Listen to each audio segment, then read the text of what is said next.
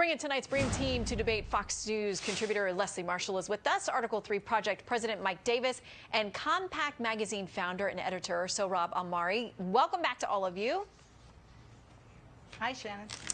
Okay, so let's start here. The New York Post, let's do this, okay? The New York Post has this headline: the Washington Post now joins New York Times in finally admitting the emails from Hunter Biden laptop are real. They say in October 2020, the Washington Post's fact checker feature said the paper has not been able to verify or authenticate these emails, and said there were fears that the emails could be part of a broader disinformation campaign by Russia. Washington Post op-eds also called the emails unverified and said they have never been authenticated, and a news analysis dismissed the New York Post's reporting as sketchy. So, Rob, what do you make of this about face in a lot of respects in 18 months? Yeah, good evening, Shannon. It feels like someone who played poker with you 2 years ago and cheated, and you couldn't catch him at the time, didn't tell you, and now is taunting you 2 years later. You know I cheated, and you have no recourse because it's been 2 years since that story broke, and now confirming it now after Joe Biden is safely in office, in some ways is of little use.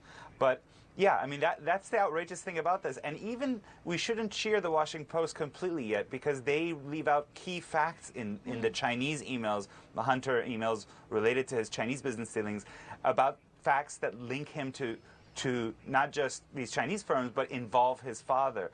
Above all, there's no mention of Babalinsky. You'll remember this network, Fox News, Tucker Carlson had him on, this guy identifying the big guy in the emails being Joe Biden himself. There's no reference to that in the Washington Post story, so I'm not ready to cheer. Okay, well, the Washington Post does say this. First of all, they say they found nothing linking President Biden himself benefiting directly from any of this, but they talk about this energy company in China that Hunter was doing work with. It says none of the deals ever came to fruition, but still accounts linked to Hunter Biden got $3.8 million in payments, and then Biden received an additional $1 million retainer issued as part of an agreement to represent Patrick Ho, an official for this energy company, who was later convicted and sentenced to 3 years in prison. So, Mike, they're acknowledging a lot of what, a couple years ago they said was disinformation.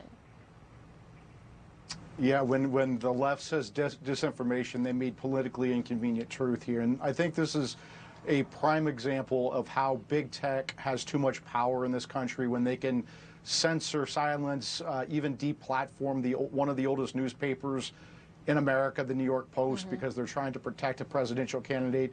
And we need to break up big tech. I mean, this is just a prime example why. Leslie, your take. Do you think there need to be some apologies?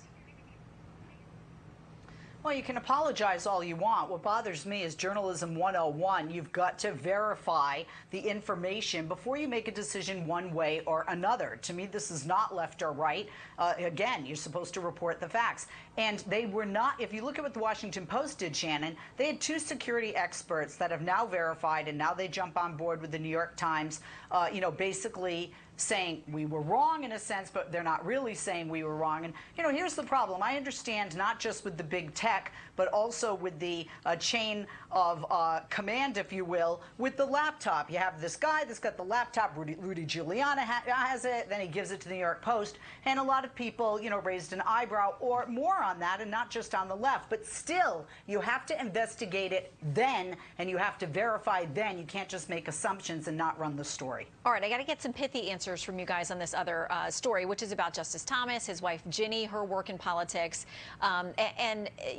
what a lot of people see as a double standard on the media, bearing and ignoring all this Hunter stuff, but very interested and excited about Ginny Thomas's texts and digging into her stuff. Congresswoman Alexandria Ocasio-Cortez says this: Clarence Thomas should resign. If not, his failure to disclose income from right-wing organizations, recuse himself from matters involving his wife, and his vote to block the January 6th commission from key information must be investigated and can serve as grounds for impeachment. Mike. I would just say to AOC that Ginny Thomas wasn't running for president. She wasn't running for vice president. She didn't have a job in the Trump administration. She had zero benefit from the election other than her personal politics. And Supreme Court justices' wives can have personal views, and there's nothing. She's been a lifetime political activist. Clarence Thomas doesn't own his wife, and this is just silliness by the left. Jason Riley writes in a Wall Street Journal op-ed that Justice Thomas's critics don't want to hold him to a higher standard so much as a different standard. Talks about major cases involving abortion, gun control, affirmative action, religious liberty. They're all on the docket. So the left's goal is to diminish his influence and, by extension, the influence of the court's conservative wing. And they talk about he talks about how Justice Thomas has been driving the left crazy for 30 years. Quick comment from you, Leslie, and then so Rob, close us out. I'm on the left, and I don't want that, but I do think a judge needs to recuse if there is any conflict of interest, and I think that needs to be investigated. Clarence Thomas is in a lifelong position. Joe Biden is not. Apples and oranges. Okay, so Rob, and so Rob, too, tell me what your new magazine's about. Yeah, it's really about challenging the ruling class. It's a bipartisan ruling class that does things like the Hunter laptop censorship. It's called compactmag.com, and hope viewers will check it out.